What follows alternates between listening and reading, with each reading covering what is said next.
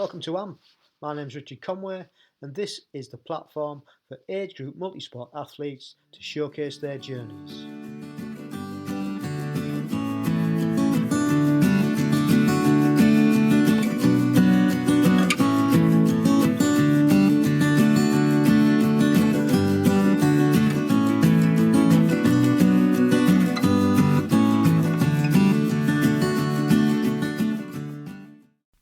Welcome along to episode 40 of the Agegroup Multisport podcast, and thank you for all your support. We've finally hit 40.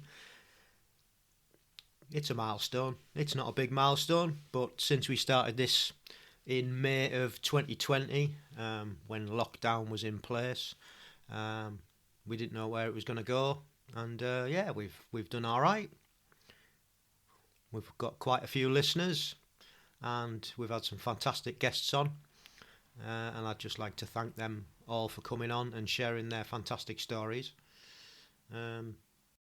So on episode 40 we've got an Agegrouper.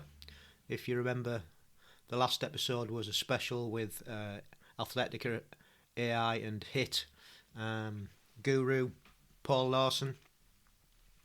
I hope you enjoyed that one. It was really interesting to hear Paul's thoughts on where he's going to take Athletica AI and the background behind it.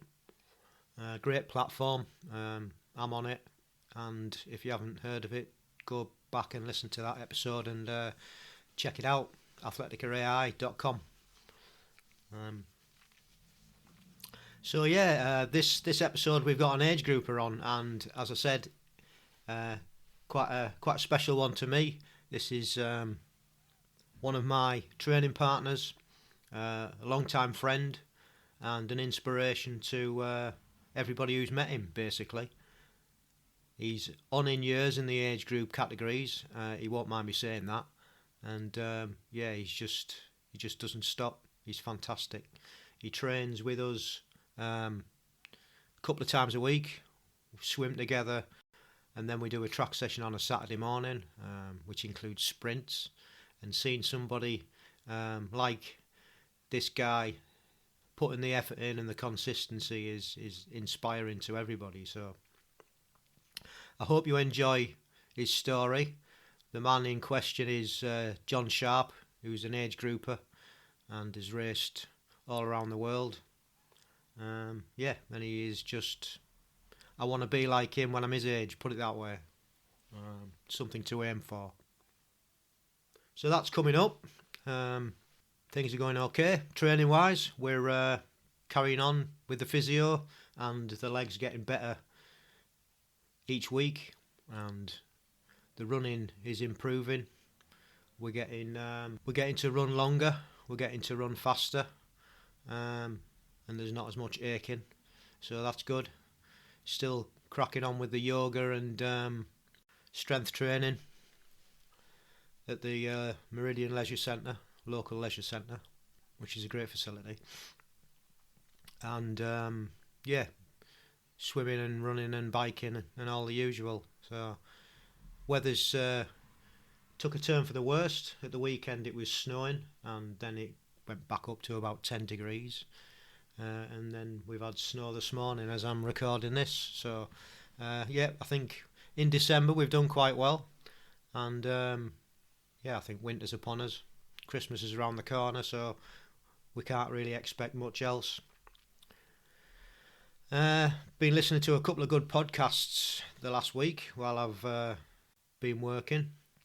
And the first one is a one called the Human Performance Triathlon podcast by Simon Ward, and he's always a good listen. And on this episode he had Johnny Brownlee. I haven't really heard too many interviews by Johnny Brownlee, but it's quite interesting, down to earth as you would expect. True Yorkshireman, no airs, no graces, just loves what he does. And he was talking about how he got through lockdown. And most interesting I found was when he was discussing the episode when Alistair picked him up and took him across the line. and he was saying that it's took him nearly 4 years to get over that. The dehydration had a massive effect on his performance, which is a bit of an eye-opener, really, to see somebody of that calibre really suffer. And he said it's only the last, I don't know, year or so that he's felt anything like his old self, so when he's been racing. So, but it's good to see he's come out the other side of it all, and yeah, really good interview. So if you have chance, listen to that, the Simon Ward Human Performance podcast. And then the other podcast that I've listened to, or one of them that I've listened to recently, was the Geraint Thomas Cycling podcast. And he has a different guest on each week, and it's very funny, very entertaining. And I don't know whether you saw on Instagram, he'd put up pictures of him sat in the back of an Uber. His bike had been nicked, so he was explaining about that and how it all unfolded. So he got his bike back, thankfully. Quite an expensive Pinarello. The police found a 14-year-old riding along the road on it.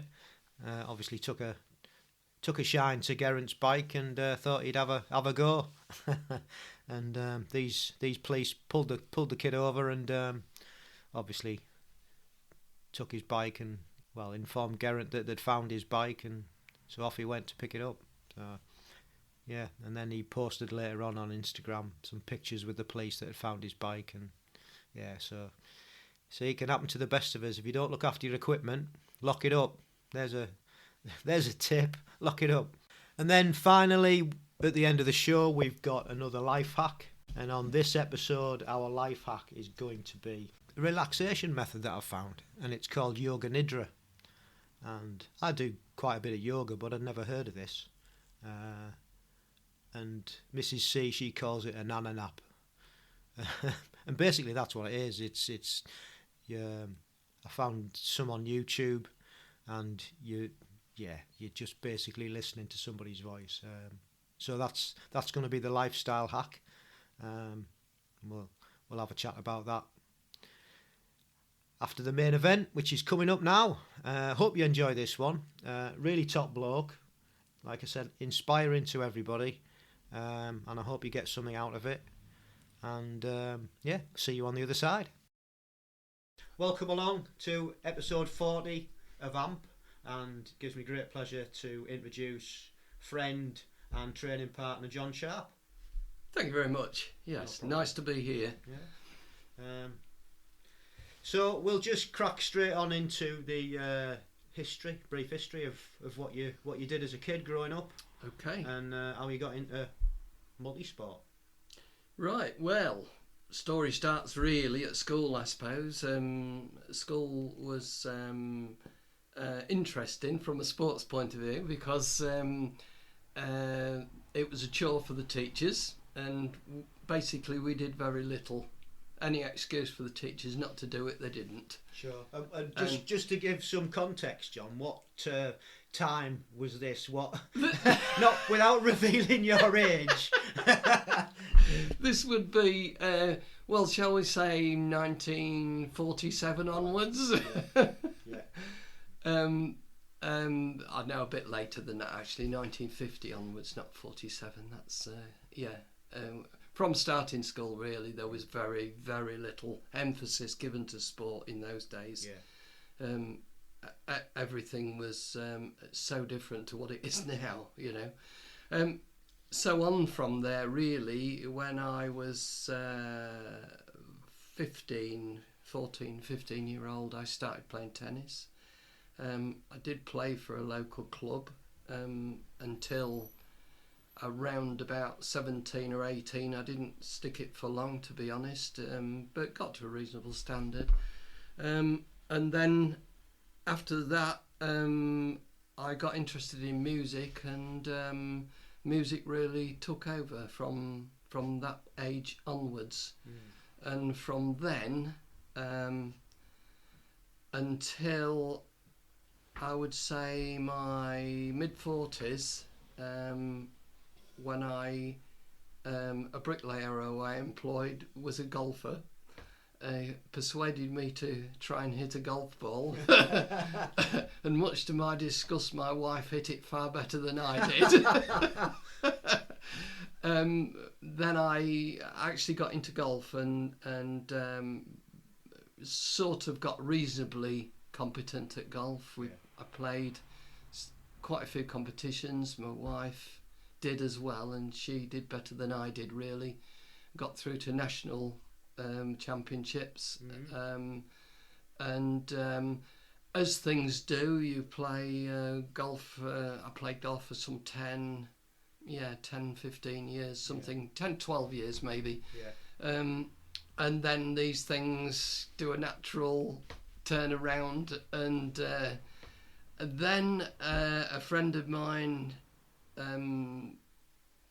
had a windsurfing set, and he said, "Why don't you have a go at this?" So I started windsurfing, and never was really very brilliant at it. Richard Hobson will tell you. I sort of kept that up for a few years, and then naturally, as things do, it turned over again, you know. Then when I got to being in my mid-60s, the dogs that we had then, I used to walk up the lane every day like everybody does, you know, and got to thinking, well, if I can walk up here, I'm way overweight, why don't I run a bit, you know? Right, okay. And that's how it all started, really. Yeah. And I to start with, I could run maybe 10 yards would be, and that was maybe an exaggeration. And then beyond that, I got to run a bit further, and then got to run a couple of miles and a few miles, and thought no more after that, but still continued to run just for pleasure, really. You enjoyed it? I enjoyed it, yeah. And then I met... I actually was still playing in bands at that point, and I met a guy, a drummer, called Steve Johnson, and I got to know him quite well, and we became really good friends. And he said to me one night, Steve, our lad, he's an ex-runner and quite a decent ex-marathon runner. And he said to me one night, I'm going to enter a triathlon. Do you fancy doing it with me? And I said, no, not really, because I can't swim the length of the pool. And at that point, as you heard about triathlons then? Yeah, it was starting to get popular. So what sort of period was that? That would be about 9 years ago. It would be about 9 years ago, so I'd be 67, 60... Yeah, I was 67, I think. Oh yeah, when you first started. Yeah. And that was the first triathlon, and Steve said to me, well, you'll have to learn how to swim a bit better, so I spent 4 nights a week at the leisure centre. Right, and did you have lessons then? Steve, to be fair, okay, taught me to start with, because I literally could not swim the length of the pool, and I had 3.5 months to do it. Before the triathlon? Before I had 400 metres to swim, Was that the local Louth triathlon? That was a Louth triathlon, and no, I'm misleading you there, it wasn't, it was Brig. Yeah. I'm sure it was, actually, thinking back. It was Brig. Age group, and I wouldn't mind, mainly because there was limited numbers in my... I remember the picture, I think, of you getting your trophy. Yeah. But I can't remember which one it was. No, I can't. Yeah. You know, well, so that was the first one. That anyway. was from memory. That was my first. Because I'll reiterate. Actually, my first one was going to be Woodall Spa. Yeah. But the day Steve did it, and Gillian. Yes. Gillian, she did it. Yeah. But it was a horrendous day, and I will admit I pulled out of it. I didn't start. Didn't fancy it. Was horrendous. and so that led me on to Brig. Would be Brig when So I did the next one. You still had something that you want to get off your, Yeah, off your chest because right, you didn't do that one. Yeah, absolutely. Yeah. After that, then I sort of got the bug really, and triathlon was beginning to figure in television and basically, and of course, when you become interested in something, you look for it. Would have been round about the Olympics time then, was it? Do you know, I can't answer that, Richard. I really can't. It would be 9 years ago. Yes, it would be. Probably would be around that time. Yeah. Yes, it probably would be. Yeah. But it started to be like a lot of these sports, isn't it? They're gaining popularity. Yeah, I mean, once they get into the Olympics, that's it, isn't it? Especially when you have the Brownlee brothers that absolutely, and of course that all started up at that point. You would be about right, and it fuels your enthusiasm for doing it, doesn't it? You know, and from then on, I just started to enter as much as I could. Yeah.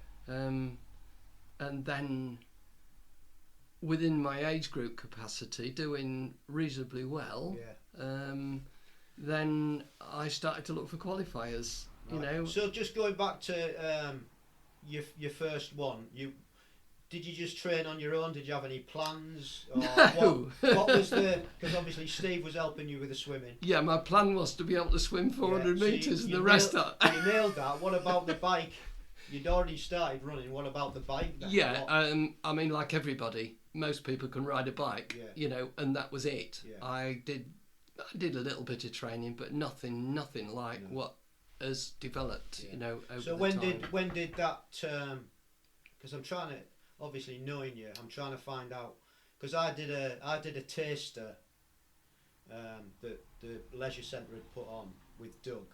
Oh yes. There was a taster yeah, day. I remember that. Yeah. And then I think you did do a taster day after that? No, I've never done a taster day. No. So how did because you started the club, didn't you?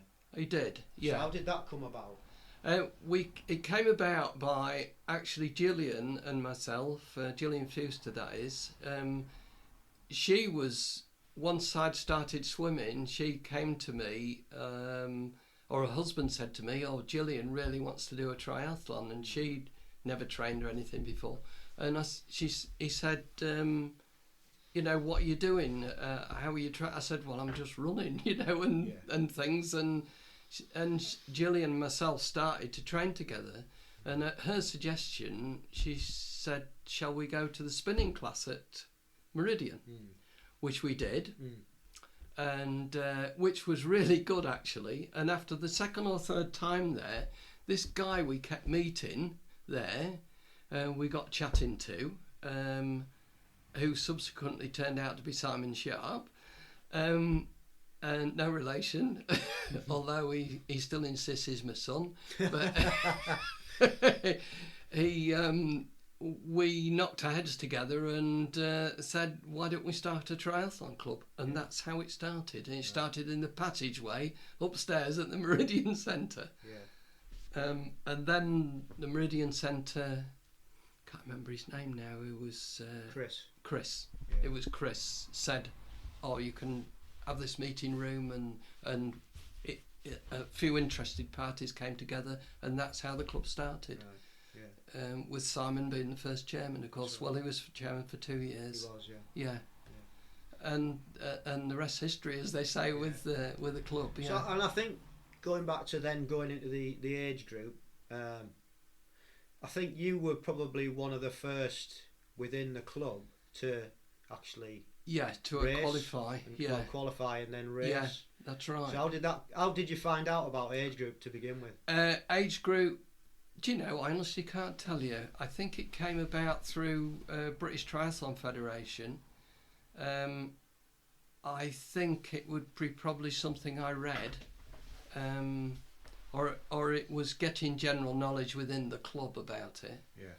And my first qualifier was at Rutland. Yeah. Rutland Water.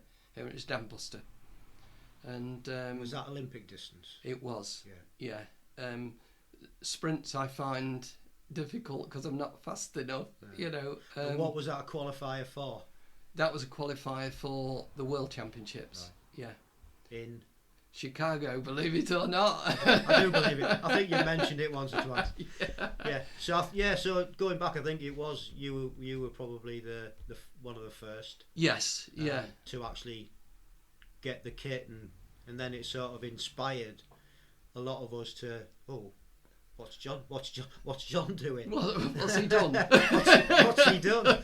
So, and that inspired a lot of us to actually find out and make our own way. It did. There seemed. I mean, there was quite a few qualified after that. There was with great lot of success. Yeah. I do remember that, just going back to when we first started the club, that I was a member at Meridian, and in the changing room, in the members' changing room, I met a young man in there who was just recovering from a motorcycle accidents, which he apparently regularly had because he raced motorcycles.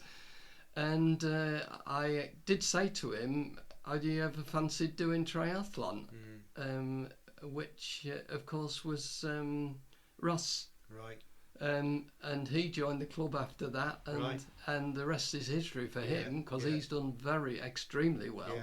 You know. Yeah, he's been successful this year, hasn't he? Was he British champion? Absolutely, yeah. And he was then from the start, really, you know. And then various people who you can go back to, you know, when you start to remember. You know. I think there must have been a good 8 to 10. Oh, I mean, from the start, we were so lucky that there were athletes, really. John Broomfield, for one. I mean, phenomenal athlete, and he's done incredibly well, you know. And we had a nucleus of maybe half a dozen athletes who were extremely good from a standing start, if you know what I mean. And I think we were envy of a lot of clubs at that time, you know. Craig Oliver, he used to be a member in those days, you know, a swimmer who you know, without match, as far as I've seen, you know. Anybody faster than and Craig, Julian Harriet and people like that. I mean, they were all incredible athletes. Yeah, I suppose when you think about it, there was probably more than 8 to 10. There probably was. Well over a dozen. Yeah, when you look back, you know, which are now a Boston Tri Club, of course, those ones, but they were all Louth at one point, you know. Because that was the only club around, wasn't it, other than Grimsby? There wasn't any other. I don't think even Grimsby was on the go then. Yeah, there were. Yeah, were they? Right. Yeah, because Tracy was a member of them. Oh, was it Cleethorpes? They were. Yeah, Cleethorpes weren't. Wasn't. No, that's right. Yeah. But we had an actual plethora of incredible athletes, and I think we were the envy of a lot of clubs at that time. You know? It was really good. So your experience spurred you on, didn't it? I remember you came back and you're absolutely buzzing after racing in the Worlds and. Oh, absolutely. I mean, I know I bang on about Chicago a bit, but and it raises a smile with a lot of people, but I don't mind. You know, that was an incredible experience, and probably still the best by a long chalk. Do you think that was because it's your first, or because of where it was? Both, I think. I was lucky to have Ross there as well, who gave me quite a bit of support, and several of the Brits contingent there. That once they know that you've never done anything like that before, it was a phenomenal experience, incredibly well organised, and to actually race cycle through the middle of Chicago, you know, on private roads was just an experience behold, you know. Be it there was a section through an underground car park, which a lot of cyclists came to grief on, because you went from bright sunlight into black. And there was a hairpin bend, I always remember it, you dropped down into this car park, and it was just black. Unfortunately, it was a hairpin left, and several cyclists didn't realise and rode straight into the wall at the end. Oh dear. Yeah, one Japanese guy, who in particular, he was littered all over the floor when I got to him, but he was okay, but he'd just smashed the bike completely. Yeah. Unfortunate. But yes, that was an experience. Yeah, it was. And since then you've done how many more? How many more worlds have I done? Well, just general representing. 4 or 5, I think now. In duathlon as well as as triathlon. Yeah, brilliant experience. I would recommend it if anybody can qualify. Do it. You know, and okay, you might not win, but if you're there doing it, you know. Yeah, I mean, it's all levels, isn't it? You know It is. Some people are just gifted and they can go to the first one and pull off the big one. You know, other people can be racing for years and never even get on the podium, but it doesn't matter because you know you've put the effort in to get to wear that kit and get to that race. Absolutely. And that's what matters, isn't it? Yes, indeed. Yeah. You know, we'd all love to be on the podium, but it's just not. There's only 3 spots. There is indeed. Only 3 spots. Yeah. So, and it's about enjoyment, really. At the end of the day, you do it for yourself, you know. And if you're successful at it, fine, you know. But in the meantime, you get to see places you would never get to do, and to cycle places you would never get to do. You know. That's right. Yeah. So all in all, it brings us. Well, that brought us up to really the lockdown, didn't it? And then everything stopped. That's right. Yeah, unfortunately. But I think we're quite lucky because it's so ingrained in us now that even though lockdown, we still, because it's part of what we do, innit? And if we don't cycle, swim and run, then you become a bit frustrated, don't you? You do, yeah. And I know it's sort of like, we knocked it back quite a bit because we had to, but even so, we're still doing as much as we could, I guess. I lost a bit of momentum, I will admit, after the lockdown and what have you, and everything just kept cancelled, though. The Worlds was cancelled 3 times, I think, now, that should have gone to Canada. And then you sort of think, well, you know, what am I training for, really? And I did lose the momentum, I will say that. And started about a couple of months, 3 months ago now. And started again, really. Yeah. So what are we aiming for then? For next year, well, it just depends what's on. You know, what would you like to go for? I would like to do a cross tri. Really, that's really one of my aims. Whether it's year or the following year, whatever happens to come up that isn't cancelled. Well, and I've always wanted to do the winter triathlon, but qualifying from a skiing point of view is going to be difficult, unless I can get them to accept roller skiing, and even then your choice is limited in this country anyway. It is difficult. I mean, I have a background in skiing, and I'm sure I'm well enough to do it, but they just don't seem to accept that, you know. Anyway, that's for the future. If I can, I will. You know, I shall go for it. Well, it's something to aim for, isn't it? Absolutely. Yeah, it is. Cool. Well, good luck with that. Oh, thank you. Yeah. So, what's your favourite bit of kit that you've favourite bit of kit you've had, or you've got, or you want? Yeah, new bike. We always want a new bike, don't we? Everybody wants a new bike. N+1. Which we were saying that the difference between me. A 2 grand bike and a 10 grand bike was maybe 2 seconds, and case in point I was going to do a name drop about Rotterdam World Championships, was that when we came out the swim I was about 8th in my age group, and of course you were all racked together, and as we got on the bike I was in front by maybe 30 seconds. That's how much you can make in transition, you know. There was so slow getting the wetsuits off that it just gave me that impetus, like, you know. And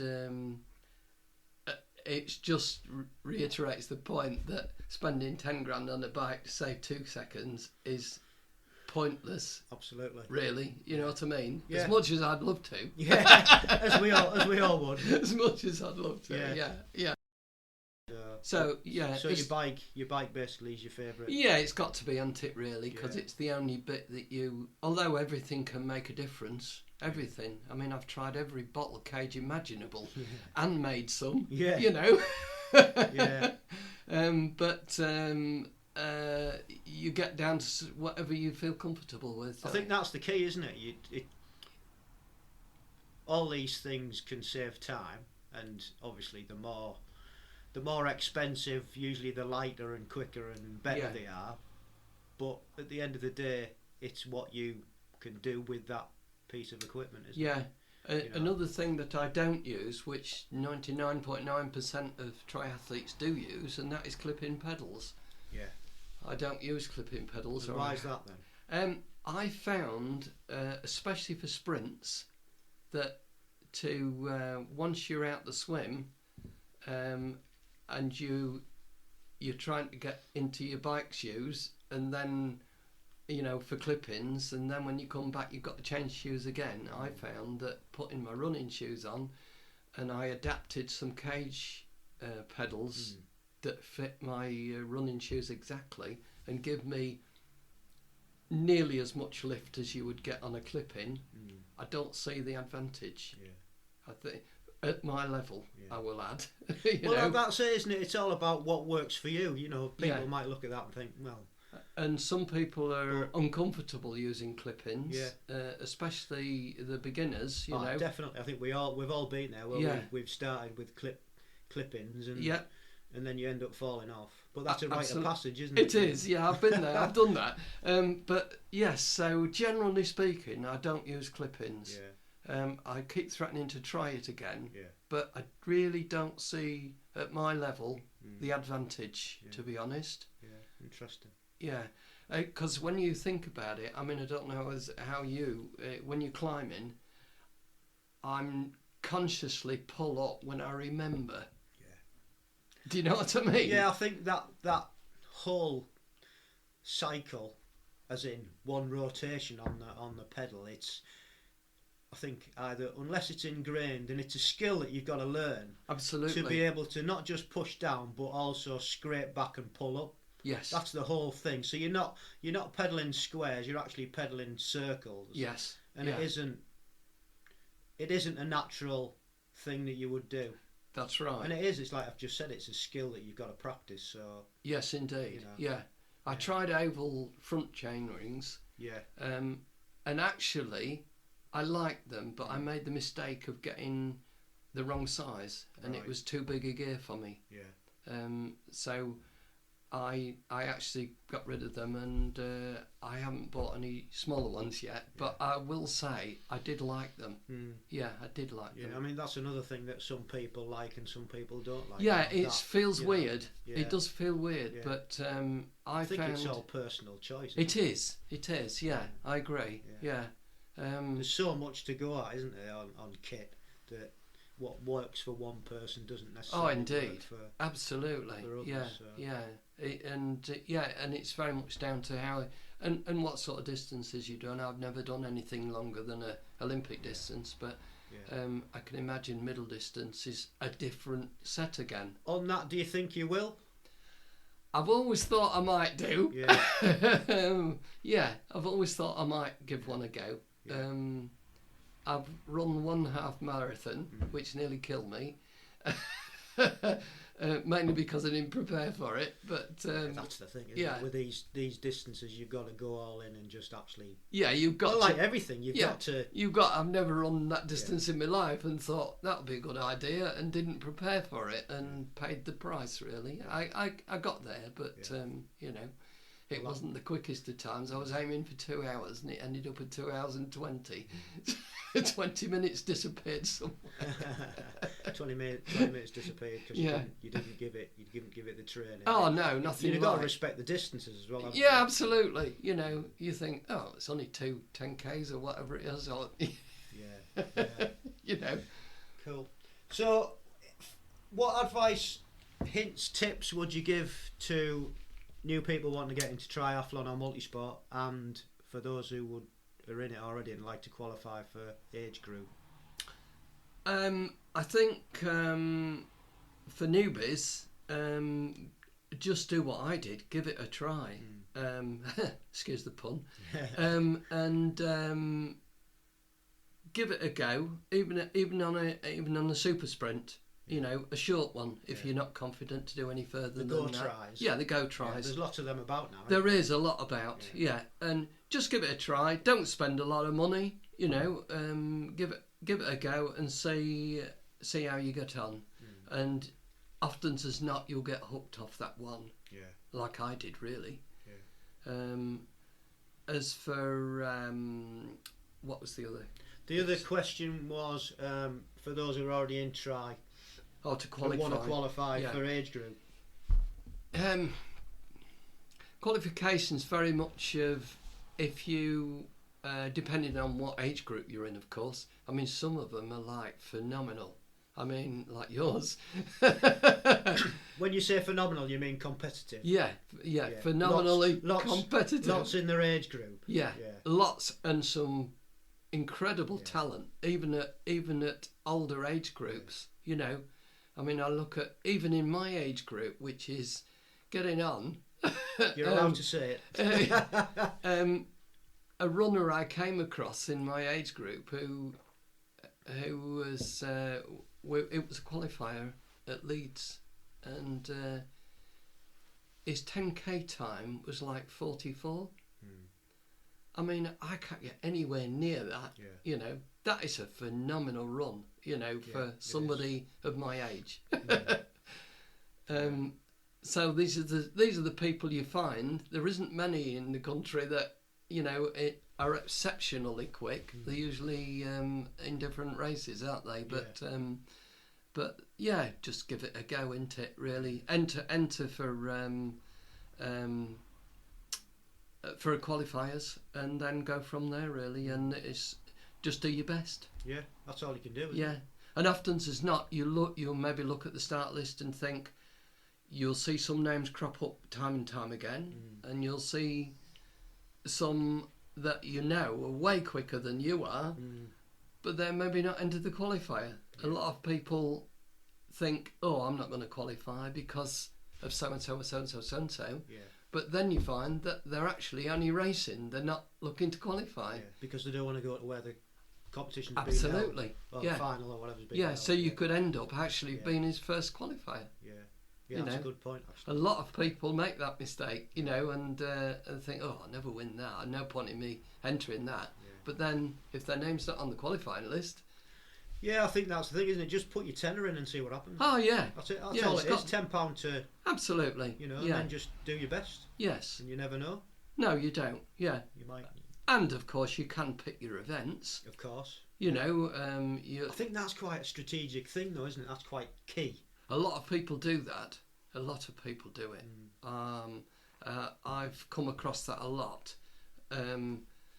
Specifically to areas, some of the people from the big cities, you know, they do find these little outlying events where there's maybe very little competition, if you like, just to qualify. Yeah. You know, which is fine. You can only race who's there. That's it. You can only you can only beat who's in front of you. That's all. You can do. Yeah. And everybody. So. Indeed. Yeah. Cool. Good. What resources? And it could be books, could be podcasts, could be videos. That have you used over the years, and would you recommend for people listening? From a personal point of view, the swim training has been critical for me because I wasn't a swimmer. Yeah. Period. Steve Johnson will tell you that. I used to wonder on how he could swim crawl, you know. So beyond that, I've had one-to-ones with coaches. Not many, but I think one is sufficiently if they point you in the right direction, because there is a limit to what you can achieve in a short time. Yeah. And you know that, Richard, don't you? Yeah. It's like, you know, when they're telling you to change something, it's taken me 3 years to change, you know. Yeah.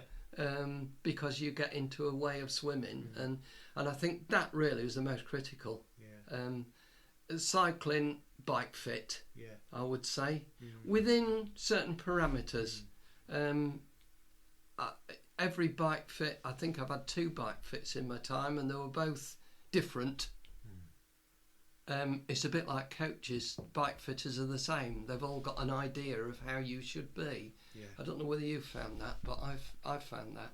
Definitely, I've had, like you, I've had a few, and they've all been different.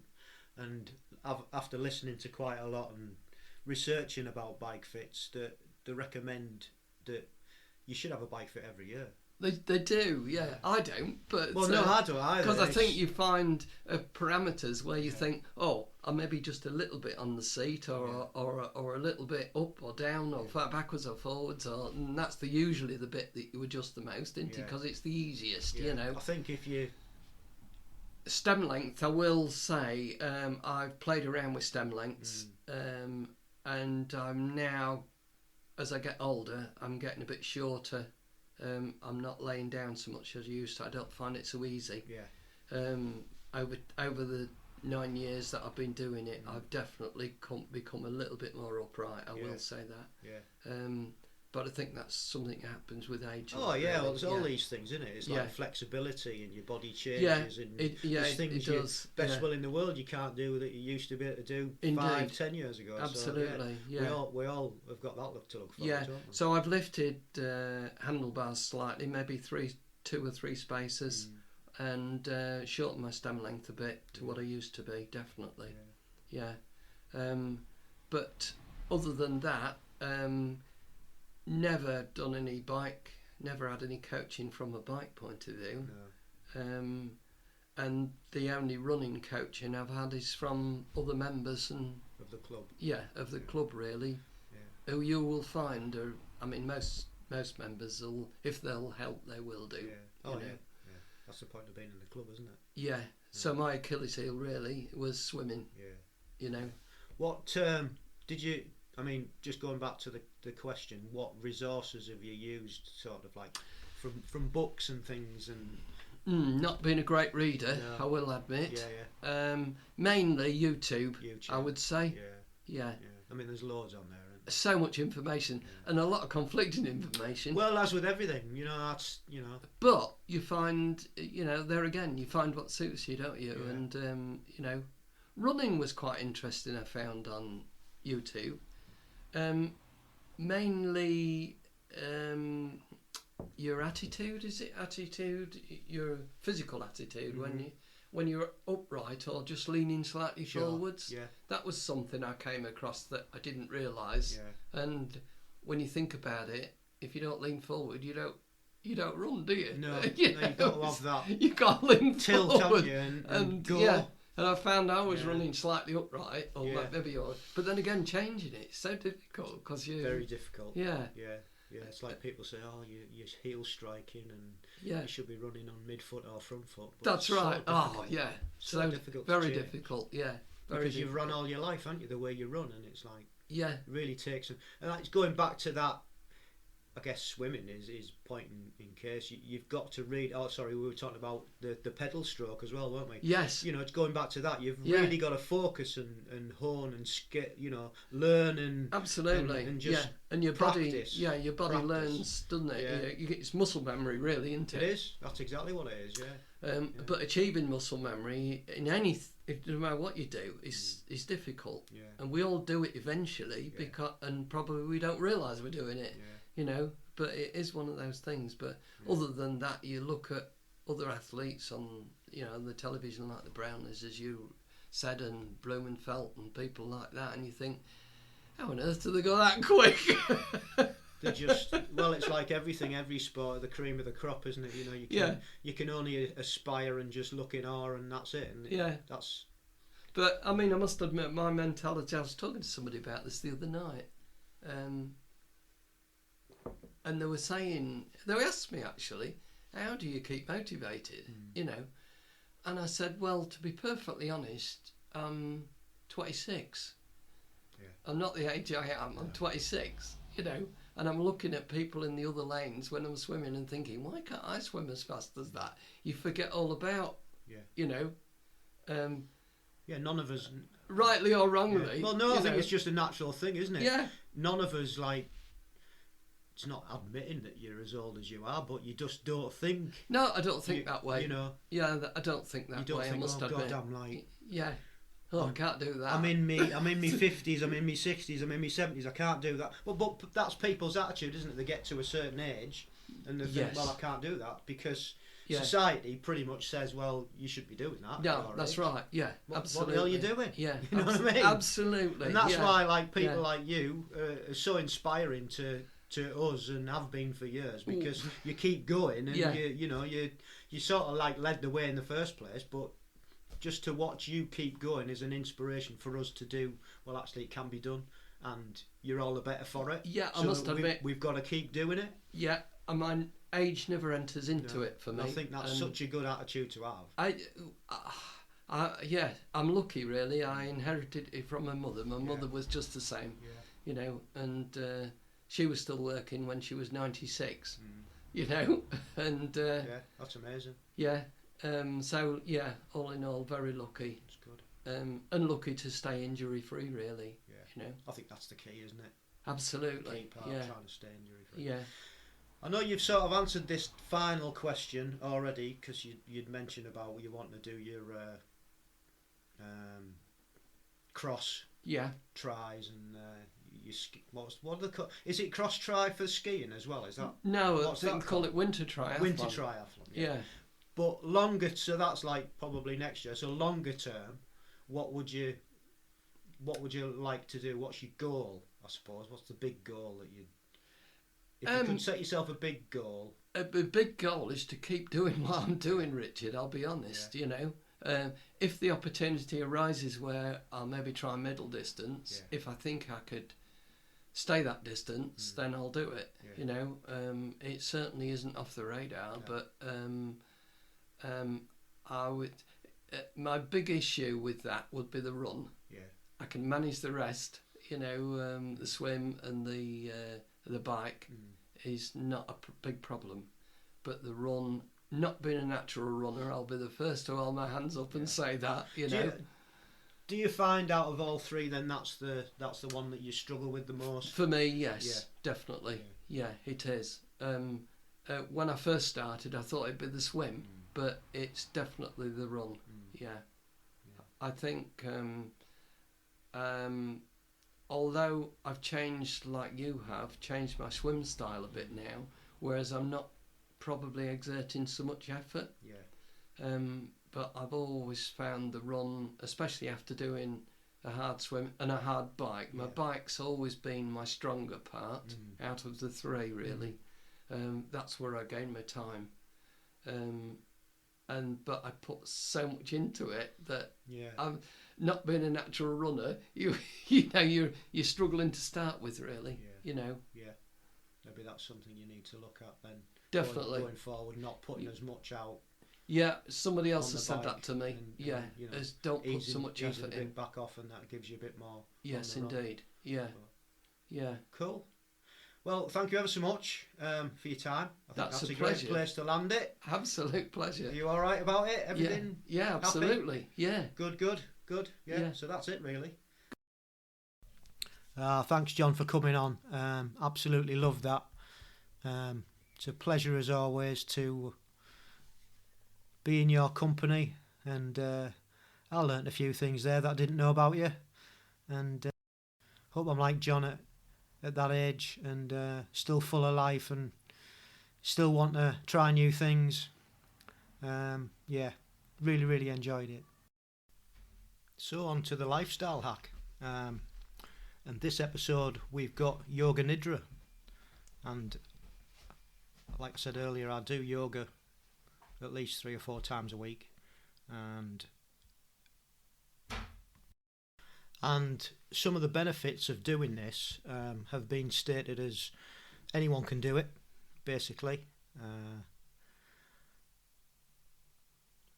from children up to seniors. It's easy to follow for any age. All you need to do is lie down, basically, and listen. And even if you can't lie down on the floor, you can still do the practice seated. So they reckon you can't practice Yoga Nidra incorrectly, because it's just a relaxed state.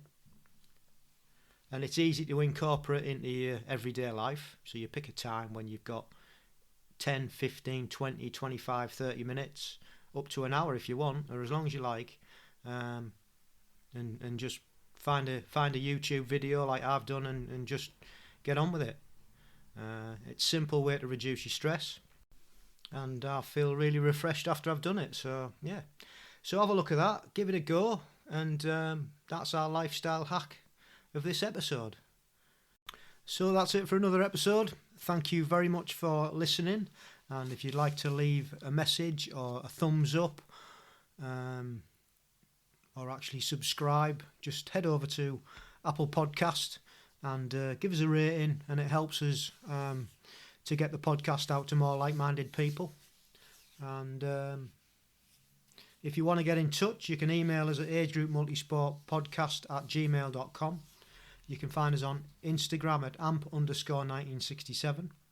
We're on Facebook at ampgb, and we're on Twitter at Agegroup Multisport Podcast, and we've got our own YouTube channel, which is ampgb. And like I said, if you'd like to get in touch, you can drop us an email at agegroupmultisportpodcast@gmail.com. And that's about it for another episode. We shall see you next time, and don't forget, stay safe, keep training, and love the process.